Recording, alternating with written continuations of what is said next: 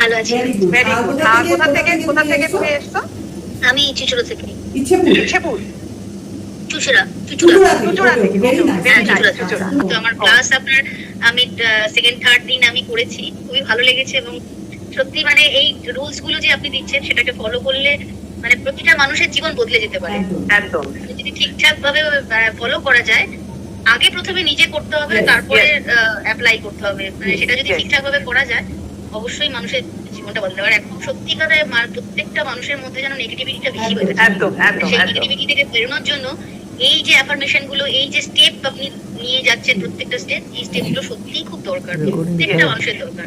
কেন মানুষের নেগেটিভিটি এত বাড়ছে, তাতে ফ্রাস্ট্রেশন চলে আসছে, সুইসাইডিং অ্যাটেম্প্ট যেগুলো মানুষের চলে আসছে।